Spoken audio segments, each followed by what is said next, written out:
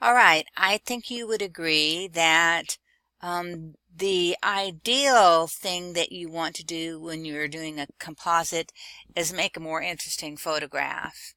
And here I have a framing example, and the background that it's framed is not all that interesting. And I've chosen a couple of my photos that I might want to put behind here that I think have really beautiful backgrounds.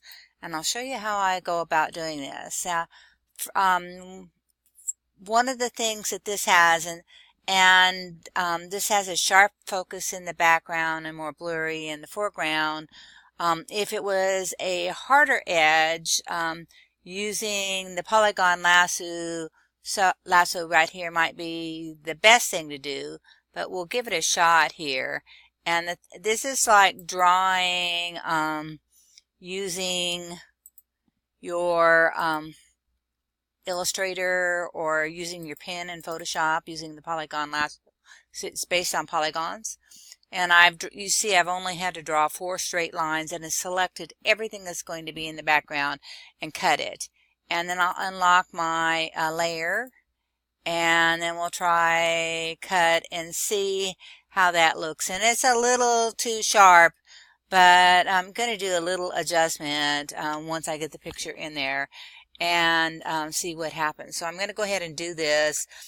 You can imagine that possibly these were harder edges, and one of the photos that I've done that I'll show you in that's finished, that I did it with the polygon lasso because I just could not get it close enough.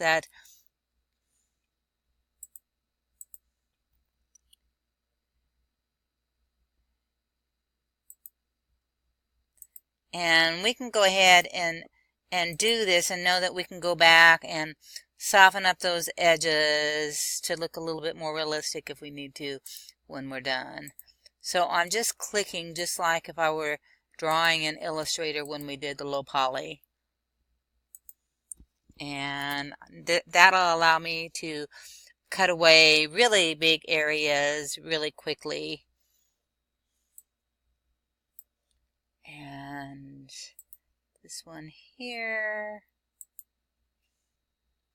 These are chimes that I'm using as the framing device. Made out of stainless steel.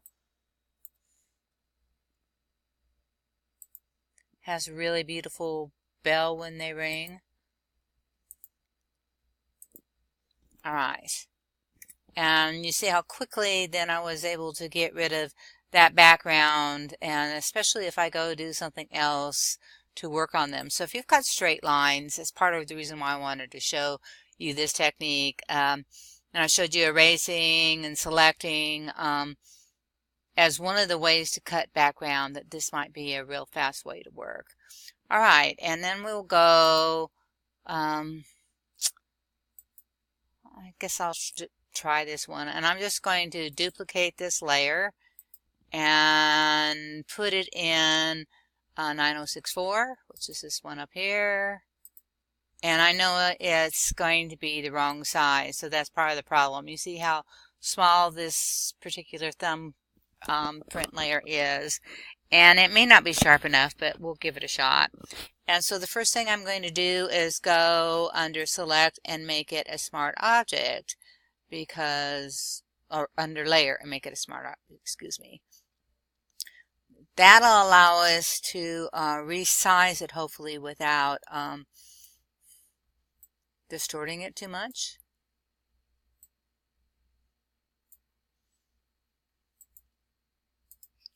And then I can just pull it down and put it behind the pipes.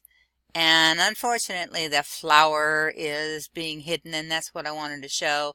I could try to transform it by flipping it, and then that might work a little bit better. That I've got this flower framed here, and I think that that's acceptable. I have to look at it at 100% and see how badly distorted the background is. And it doesn't look too bad. Now, one of the things that is not there on this is the reflection of what was in the background. So I'm either going to have to blur those reflections out so that we can't see them at all, or do something else with them in order to make this Cirilla piece look correctly. So I'm going to go ahead and fit this back on my window, and we'll just do one step at a time. And now I've got these really hard edges, so I'm going to turn off this background and work on this. And I'm going to go back to my magic wand, and I've got the plus. I need the add to plus selection so I can select the whole entire background layers. And one of the things that I showed you before is border. The select tool where you can modify edges can be very useful in a lot of ways. Now I'm selecting and going to modify the selection, and I'm going to once again expand it. And I only have it expanding by 4 pixels. Let's do it more like 10 because this was pretty blurry. And when we zoom in then to 100%, you can see that it's got that much of the selection around the edges. And we will just go to Filter and Blur and go to Gaussian Blur. And I had it at 3.2, and you know those hard edges now are no longer hard and sharp, that they're soft like they were in the original piece. And then it fits it more in like it did originally.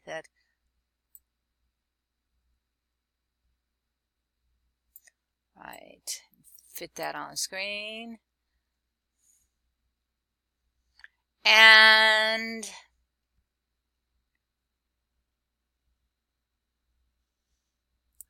the reflections.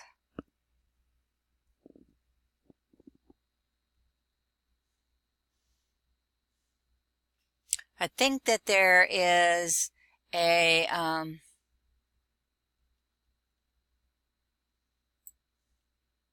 simple thing that we could try to deal with the reflections, and that is just by duplicating the layer again and unlocking it as a Smart Object, Rasterize Layer. We'll do that. And then we're going to make it super transparent. Try about 13%. And then I just pulled that on top of the layer there. And now I have more reflection in all of the layers that so you can see that that is helping it some, because it looks like it may be reflecting, and that may be too high of a percentage, that I could have that come on as reflection. So I'll turn that off. The other thing that I need to do is remove the reflection here. And whoops, I'm on the wrong layer, excuse me. If I come back to the layer and select those layers that there's a reflection, and then just do the filter of the Gaussian blur again.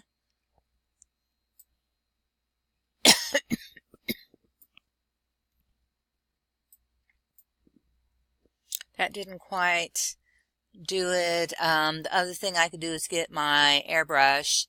Here is my brush. Right there. Get the correct color with my eyedrop tool. Make sure on my brush that I've come to this one. We'll change the flow to pretty low, the opacity lower here, the brush size to much bigger. We want a really big soft brush, and just come over and copy, take my paintbrush and paint the real noticeable reflected areas out with the correct paint. You can see that one just went away right there. That I've got some over here. Anywhere where the reflection is really high, I'm going to protect my background by selecting my entire background and then inverse it. Go to Image. Oh, we'll go to Select and go to Inverse. Now I have just the pipes here. And then I can come back with my brush and my airbrush and clean any of that reflective area that looks kind of funky off.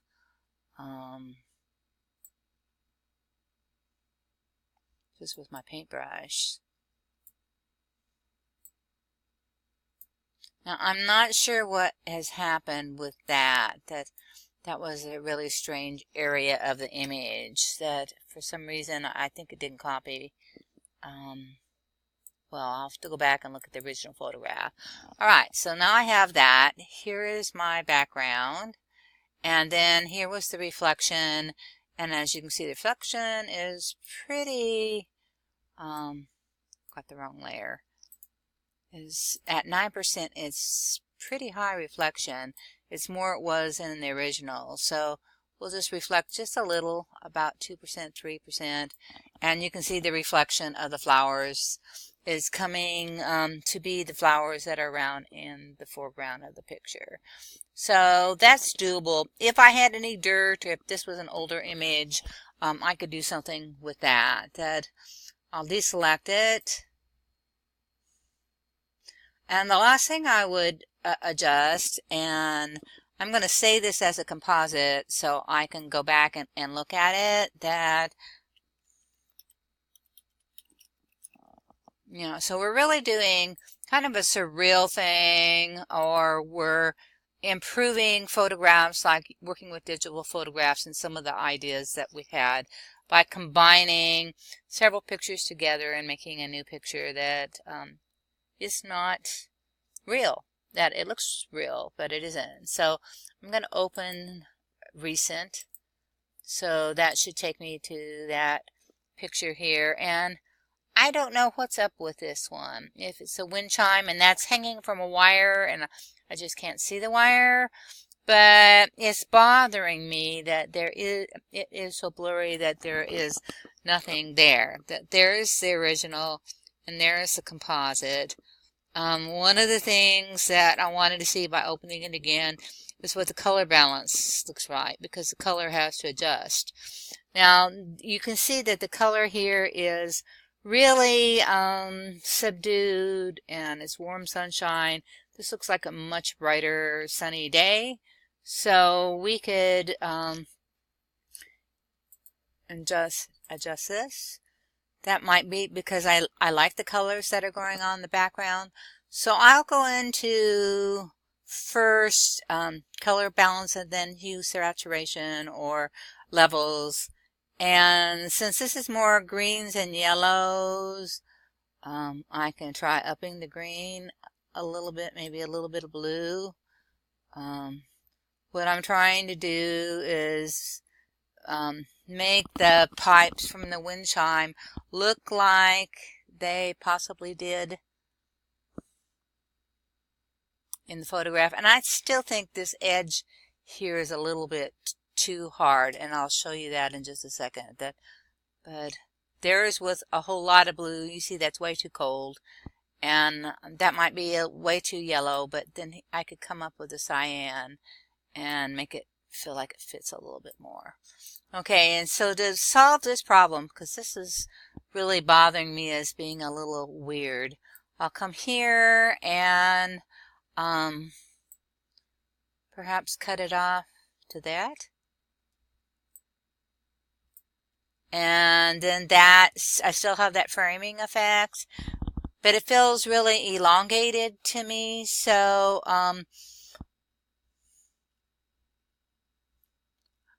I think that I'll go to image size and